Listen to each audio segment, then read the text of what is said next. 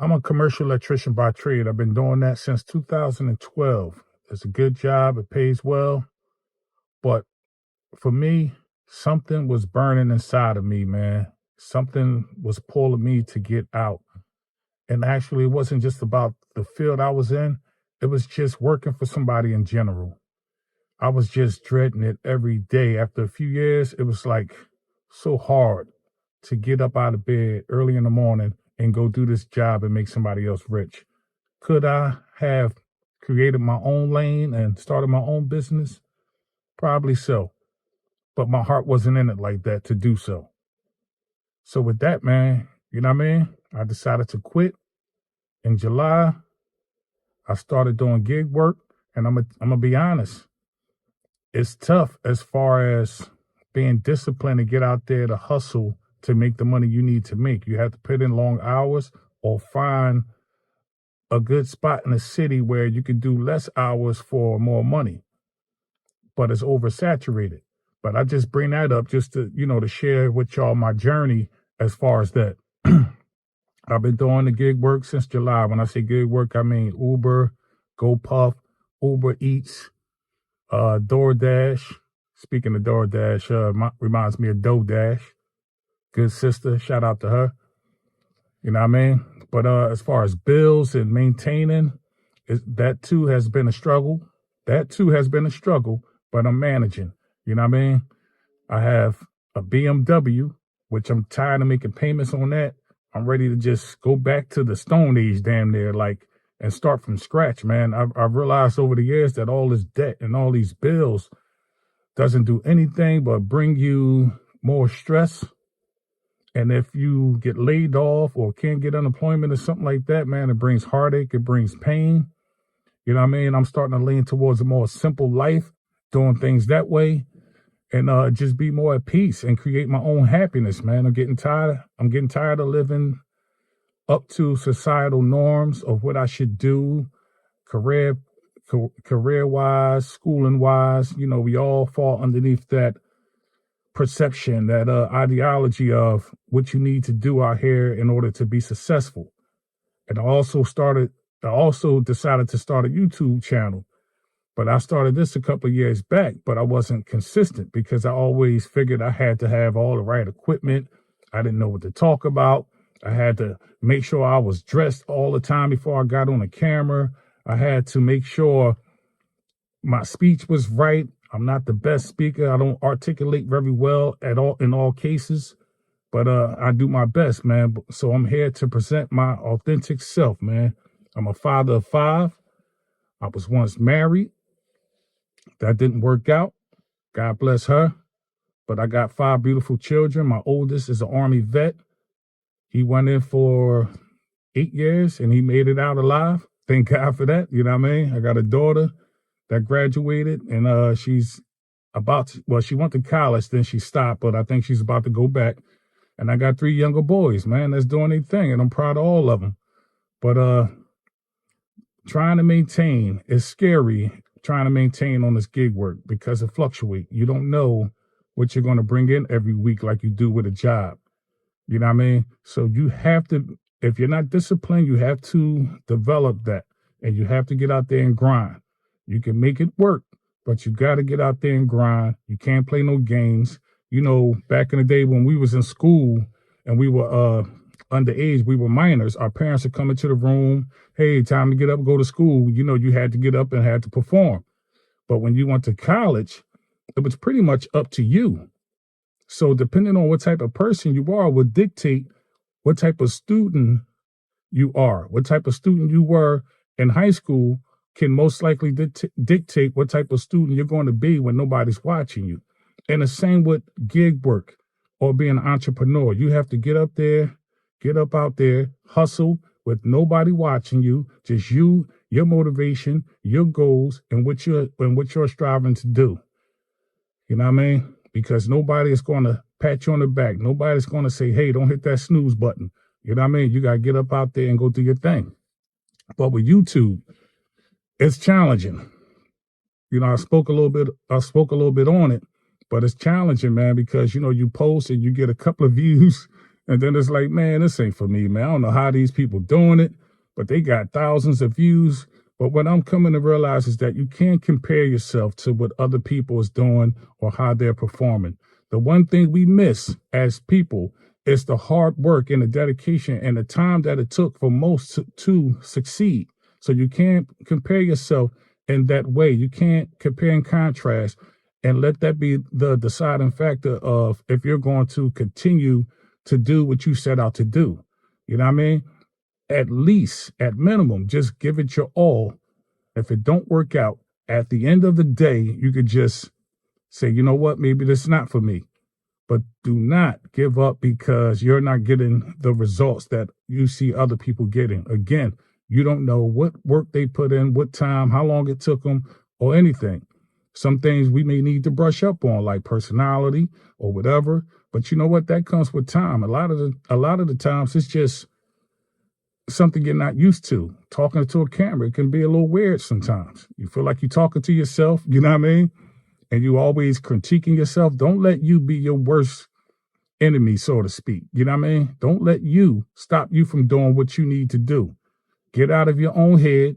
Don't worry about if you don't know how to do this and don't know how to do that. Just post and do your thing. If you're thinking about quitting your job because you can't take it no more, I'm not going to tell you to quit. But I will tell you this. You have to really think long and hard, pause, no diddy, about what you want out of your life. Even if that means sacrificing, because I took a hell of a pay cut. And that was something that I said, you know what, I threw up my hands and I was ready to do it. And I did it. Now, everything's still being worked out. Part of me is moving on faith, but also part of me is moving on motivation and dedication and hard work. So what I did was just transfer how hard of a worker I am for other people and put that into my own things and into my own life of what I want to do for me. You know what I mean? And y'all can all do it, man. Everybody can be an entrepreneur. I get that. If it's all entrepreneurs, then all businesses will flop because you need workers. But some have that intuition, some have that motivation, that discipline to just go out there and be their own boss or be the boss of many. You know what I mean? For now, I'm trying to be my own boss. Maybe a boss of many later on, but who knows? But with that being said, man, keep pushing, chase after the things you want, work hard. If you don't have discipline, develop it, set small goals, accomplish those, build up your confidence, and you know what I mean? You're going to be all right. Weezy, I'm out. Peace. What's up, YouTube? It's Weezy from the Weezy Reaction channel. Hey, man, today, man, I'm posting something a little different, man. I just want to be really real with y'all, man, about life and how it's going, things that are expected of us, people dictating and society dictating how we should move, the things we should buy, the things we should enjoy, and all that. I want to talk about our perception of people and how people perceive us. And what I mean by that is when people look at what you have and get some sort of perception of you and create a social status around you based off of the things you have and the people you know. And I believe that can be dangerous. That can be dangerous to the person that's trying to please people, a people pleaser. Because one, you have to know you can't make everybody happy. It's always going to be somebody that's disappointed in you or someone that don't like you or whatever. So what I've learned is that you have to move for you and the things that you love and the people that you love. You move for them, the people that truly rock with you. Also, having all of these expensive things, what is it really for? Is it really for you? Just like we can ask a woman, why do you put on all this makeup? Is it really for you? Now, most women will say, yeah, I just like to look pretty. What is that really saying? You just like to look pretty or enhance what you already have. That's by default really admitting to that you have some insecurities. We all like nice things, but why? Why do we like these nice things? What perception do we have of the world and the people around us that tell us we need or we like nice things? Because honestly, I don't believe it's truly our own outlook. It's the outlook that was placed upon us, especially here in the West. You know, I have a BMW. I'm in a rental car right now. A BMW is not all that. It's expensive, especially when it comes to repairs, basic oil changes sometimes. And I'm at the point where I'm ready to let it go. I'm ready to downsize and focus on what's important. And what's important to me, it's always been important, but I want to really focus on it. And that's family. That's my children. That's things in life that create true memories and true peace. All this debt, credit cards, loans, car notes, all those things bring or strip away from your joy and your peace. You already got your regular standard bills, which is, like water, gas, electric. And then you have your cell phone, you got your car insurance. All those different things keep you in debt and keep you enslaved to jobs that you don't want to really be at, working 8 hours and overtime. You sleep a lot of hours away. You don't really get to enjoy your life. It's like, what is it all for? What is it all for? What's the real meaning behind this? You really got to think about this stuff, man, because it's out of control. It's unnecessary. Who are we flexing for? Especially, I can't speak too much about other communities, but the Black community, my community, we always want to flex. We always want to be thorough or look thorough. Thoroughness don't come from what you put on, man, or what chain or how big your chain is around your neck. Thoroughness come from within. Are you focused on your family? Are you taking care of the ones that love you? Are you taking care of the ones that need you? You know what I mean? Are you trying your best to better yourself as a human being, as a person? That's the flex out here with, I'm guilty of it. I'm not, I'm guilty of it.